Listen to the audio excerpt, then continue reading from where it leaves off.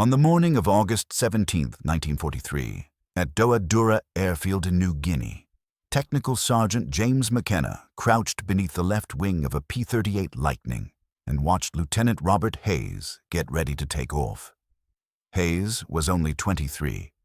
He'd flown 6 combat missions, scored 0 kills, and today he was about to fly straight into a pack of 18 Zeros waiting to intercept. McKenna watched Hayes cinch his helmet strap, check his parachute harness, climb into the cockpit, and McKenna knew there was a real chance he was watching a man who wouldn't come back. The P-38 was a beast in a straight line and at high altitude. Twin engines, twin boom tail, hard acceleration, heavy firepower. But it carried one brutal weakness. It couldn't turn with a Zero. The Zero was lighter, quicker, sharper in the circle. In a flat turning fight, the P-38 almost always lost the timing, and losing the timing meant getting caught on the tail and blown out of the sky. That's why American doctrine was simple. Never turn with a Zero. Use altitude and speed. Dive, shoot, climb out, hit and run. But combat didn't always behave the way the manuals promised. Hayes had followed the rules 5 times, and it hadn't worked. The Zeros weren't stupid. They baited American pilots into turns, cut inside the radius, and killed them just as the P-38 started to roll out and escape. 5th Air Force had lost 37 P-38s in 6 weeks. Every time one didn't return, the paperwork said pilot error. The manuals said they failed to follow doctrine. But McKenna, the man with his hands on every cable and pulley, knew the problem ran deeper. He'd noticed something tiny, slack in the aileron control cable, only about 3/8 of an inch within factory spec. So small nobody treated it like a real issue. But to McKenna it felt like an invisible delay. The pilot moved the stick, and the airplane took a fraction of a second to answer. At high speed, it barely mattered. But in a hard, low-speed maneuver, that fraction of a second was enough for a Zero to calculate the lead perfectly and rip a P-38 apart from behind. McKenna had watched that fraction of a second kill men over and over. He remembered Lieutenant David Chen, a young pilot newly arrived in theater, who made it back once with 3 bullet holes in his left boom and a story that the airplane felt slow to respond. 3 weeks later, Chen was dead for the same reason. He couldn't roll out fast enough. Then there was Captain William Morrison, an experienced ace with 11 kills, shot down after calling over the radio that his controls felt mushy, like he was wrestling the airplane itself. Afterward, Morrison's crew chief, Rodriguez, tore through the wreckage and found everything within spec. And the official report still said, pilot error. By mid-August, McKenna had watched 17 pilots die. The survivors who did come back told the same story. The P-38 felt sluggish in hard maneuvering. Most of them assumed that was normal. It was a heavy fighter after all. But McKenna didn't buy it. He could hear it in the cable when he plucked it during maintenance. Slightly loose, still acceptable, still to spec, but loose. And he understood what that meant. To spec was getting men killed. On the night of August 16th, Hayes came to the maintenance area looking for McKenna. Hayes didn't dance around it. He asked straight out, "Is there anything you can do to make it roll faster?" "Anything. I don't care if it's regulation. I just need a chance." McKenna looked into Hayes's eyes, an expression from a kid who already knew what the morning might bring, and he made him a promise. Come back at dawn. That night, with the hangar quiet, McKenna opened the inspection panel on the left boom of Hayes's P-38. He grabbed the control cable and pulled.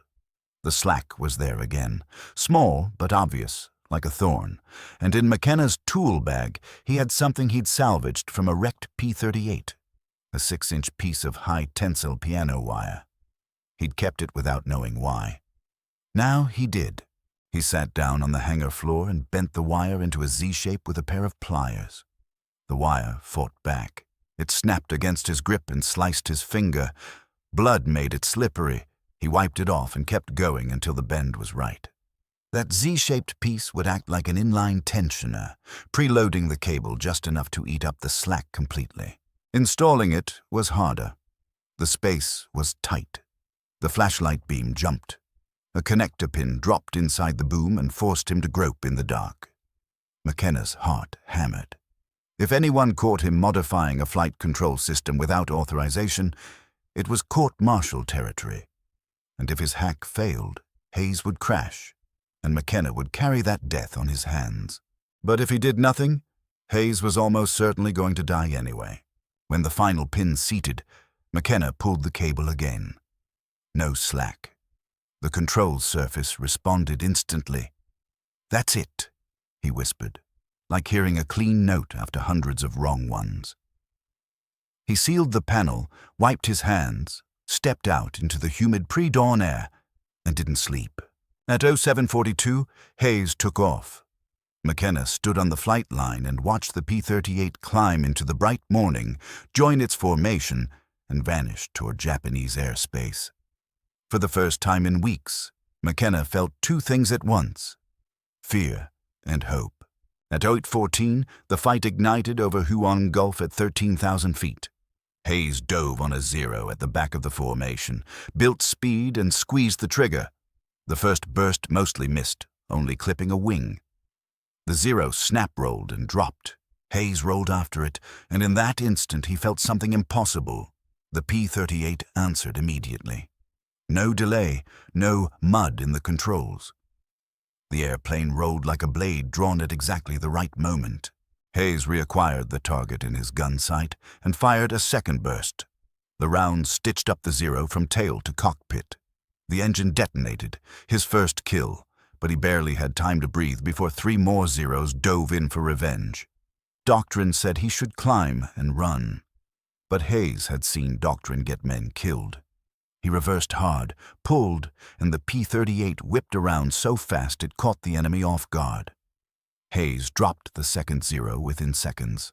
Then he stayed glued to the fight through every reversal and every scissor attempt. Each time the zeros changed direction, Hayes's P-38 snapped into the turn instantly, as if the aircraft had lost its weight. One zero made a mistake, bled too much speed. Hayes slipped inside its turn and fired at close range. The zero shattered. 3 kills in a fight that lasted barely 7 minutes. At 09:03, Hayes landed back at WWII. McKenna was waiting on the flight line. Hayes climbed down, hands still shaking, flight suit soaked with sweat. He walked straight to McKenna and said only 2 words. It worked. But the story didn't end there. Someone had watched from above. Captain Frank Mitchell observed the engagement from 15,000 feet and knew immediately something was different. Hayes's P-38 was rolling faster than any lightning Mitchell had ever seen. Hayes was good, but not magically beyond the limits overnight. Mitchell asked questions and traced it back to McKenna. When McKenna admitted the Z-shaped piano wire tensioner, Mitchell didn't chew him out. He asked McKenna to do the same to his own aircraft. He said he'd lost too many men. If something could help them survive, regulations could wait. That night, McKenna did another modification. The next morning, Mitchell flew and came back like a man who'd been handed a completely different airplane. Word spread. Pilots asked for it. Crew chiefs learned it. 8 minutes per aircraft. No paperwork. No approvals. Just whispers and risk taken for a reason. By late August and early September, dozens of P-38s in New Guinea had the secret tensioner installed. And something strange began to happen. The kill ratio flipped. In July, Americans were losing 2 P-38s for every zero destroyed. In August, it dropped to about 1.3 to 1. By September, it was nearly even. Officially, no one knew why. The Japanese, however, knew something had changed. Reports said P-38s were suddenly rolling faster, reversing quicker, making the old turning bait tactics fail. Even legendary ace Saburo Sakai ran into the new timing problem. He executed his familiar move, but the P-38 reversed with him, so fast it nearly became a head-on collision. He had to dive away, stunned. The Americans weren't flying a different doctrine. Their airplanes were simply responding faster, by a fraction of a second, but enough to kill. Japanese intelligence examined downed P-38 wrecks and found nothing obvious. Because the change was hidden inside the boom, a 6-inch piece of wire that looked like original equipment, and that tiny detail slowly turned the hunter into the hunted. By October 1943, the secret finally surfaced on the American side. An inspector noticed inconsistent cable tension readings and traced them to the tensioners. The report sat on desks for weeks because it was embarrassing, an unauthorized modification that saved lives. Eventually, Lockheed sent engineers to investigate. They measured loads, ran tests, flew it, and concluded it was safe and effective, something that should have been in the design from the start. A similar system was incorporated into the P-38J production model later in 1943. McKenna received nothing, no medal, no commendation, no official credit. Hayes survived the war, flew 63 missions, claimed 11 victories, went home, raised a family. Every year on August 17th, he called McKenna to thank him. Mitchell also survived, rose in rank, and told young maintenance officers after the war that sometimes the first person to see the real problem isn't an engineer thousands of miles away. It's the mechanic under the wing.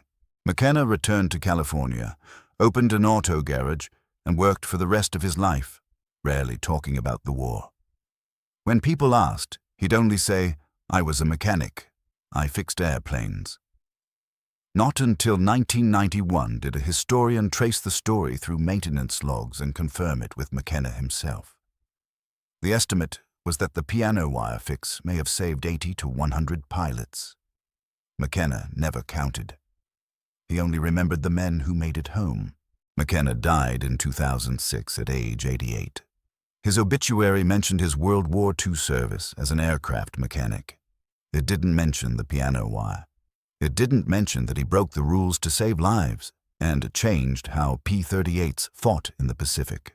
The garage in Long Beach still stands, even under a different owner. On the wall of the back office, there's still a faded photo. A young mechanic in coveralls standing beside a P-38 Lightning. On the back, a date, August 1943, New Guinea. Because sometimes innovation in war doesn't come from polished plans or committees.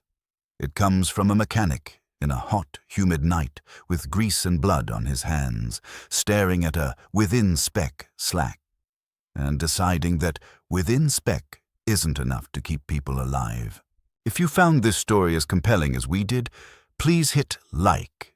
It helps us share more forgotten stories from World War II. Subscribe to stay connected with these untold histories. Every story matters. Every story deserves to be remembered. And we'd love to hear from you. Drop a comment below and tell us where you're watching from. Our community stretches from Texas to Tasmania, from veterans to history lovers. You're part of something special here. Thanks for watching, and thank you for keeping these stories from being forgotten.